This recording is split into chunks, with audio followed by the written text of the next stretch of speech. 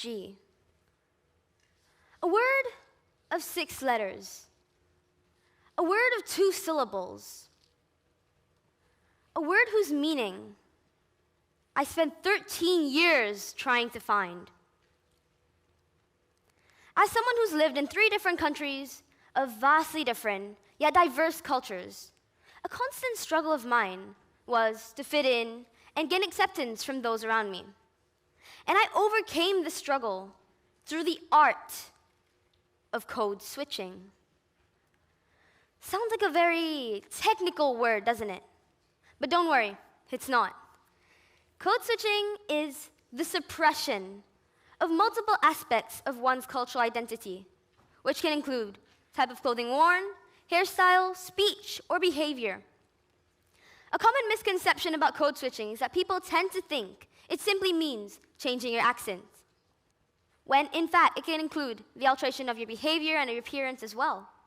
In the broadest sense, code switching involves adapting the presentation of oneself in ways that disconnect them from the racial and cultural stereotypes of their group. The goal being to enhance the comfort of others, typically those outside of their cultural and racial group, in order to receive equal treatment and opportunities for advancement. Now, code switching is often associated with Black or African American people. However, I, someone of Indian descent, also uses code switching as a tool to gain acceptance. Now, I know you all are probably confused about why I call code switching an art. I clearly stated earlier that it was the suppression of multiple aspects of one's cultural identity. How is this an art? As a person of color living in China, my appearance is often commented upon.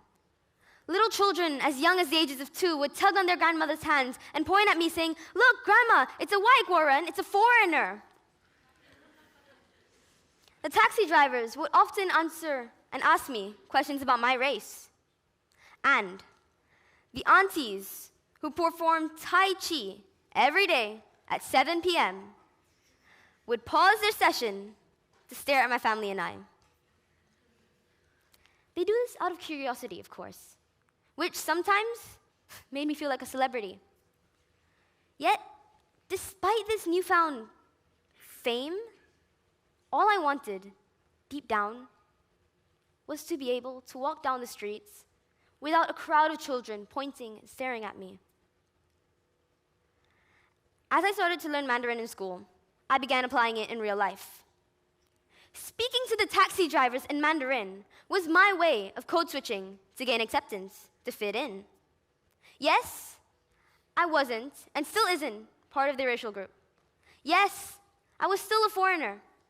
But by simply speaking the same language as the locals, I felt accepted. And I was part of the inner circle. I was no longer an outsider. Suddenly, instead of the usual shame that I used to feel as I walked through a crowd of children staring and pointing at me, I felt happy. Happy to be able to converse with them in their native tongue. Happy to be able to answer to their remarks and see the look on their surprised faces. Happy to feel as if I were part of their group.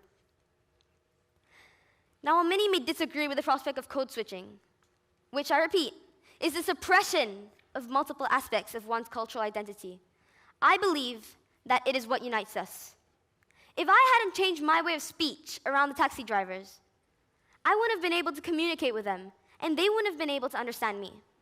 I wouldn't have been able to understand them either, as the cultural barrier that stood between us was something so great that it could only be overcome through effective communication.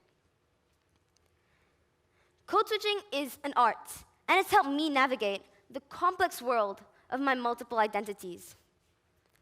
I'm a third culture child. My ancestors were from India. My parents are from Mauritius, which is an island nation off the coast of Africa. And I was born and raised in Singapore. My family is part of the Indian community. We'd gather with other Indian families to celebrate Indian festivals such as Diwali. And my way of code switching with my Indian friends was by changing my appearance and a bit of my personality. For instance, I cannot speak Hindi or any other Indian languages, so my only way to code switch and share their values and beliefs was by wearing matching churidars, which is an Indian traditional clothing, or by wearing bindis, or by watching Bollywood movies.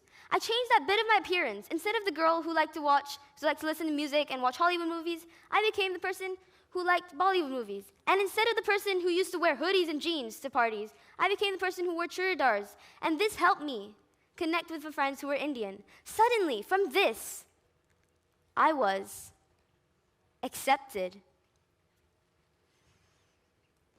I lived in both Singapore and Mauritius. I was raised in both Singapore and Mauritius. And the culture norms in Singapore vary widely from those in Mauritius. For instance, living in Singapore is super convenient. Going out to buy groceries at the grocery store did not require me to talk to the cashier unless I wanted to. On the other hand, going out to buy groceries in Mauritius meant that I had to stand there and make eye contact with the cashier and talk about his day, talk about my day, what I was eating for dinner, what I was eating leftovers, what my mom was cooking, what he was cooking for dinner, what I was going to buy at the grocery store. I was a shy kid growing up. But living in Mauritius forced me to change that bit of my personality in order to fit in with the societal norms. Similarly, in Mauritius and Singapore, I had to change that tone of speech to fit in with society. For instance, in Mauritius, adhering to the local dialect choices and using the infamous swear words almost every second made me a favorite amongst my cousins. Meanwhile, living in Singapore, I changed my accent.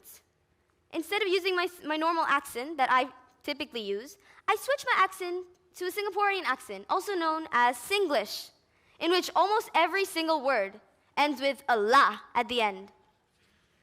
Okay, la. And from simply doing this, I fit in. From this, I was accepted.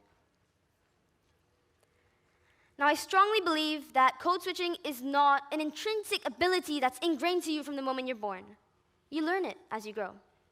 Whether it's by hearing your own parents code switch, by switching their tone of voice around different cultural groups, or whether it's a humanly instinct to fit in with another group of friends, or fit in with a community of another cultural group, there is a root cause for people to code switch. Code switching is an art, and as Thomas Merton once said, art enables us to find ourselves and lose ourselves at the same time.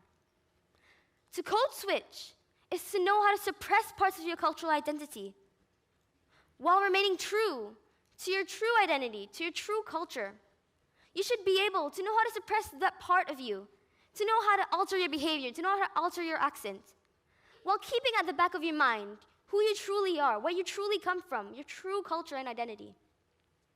Code switching should never define who you are. Although, as global citizens, code switching is a tool that's imperative in defining our success.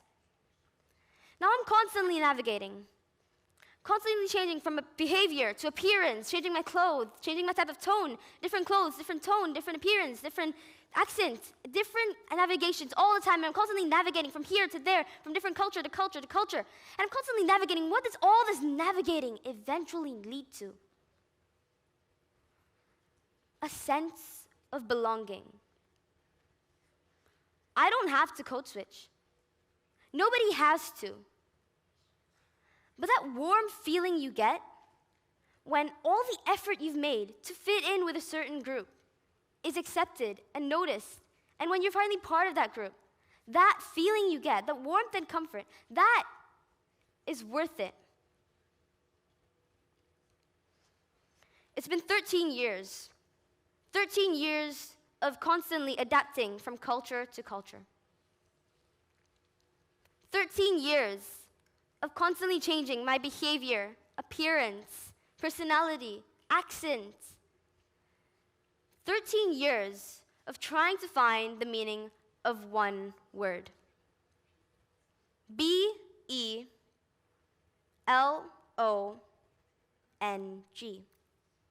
A word of 2 syllables, a word of 6 letters, a word whose meaning describes the warmth and comforting feeling you get, the happiness you feel when you share the same values and beliefs as others, when you can connect with others, when you can truly connect with others without losing sight of your true self. Belong. Thank you.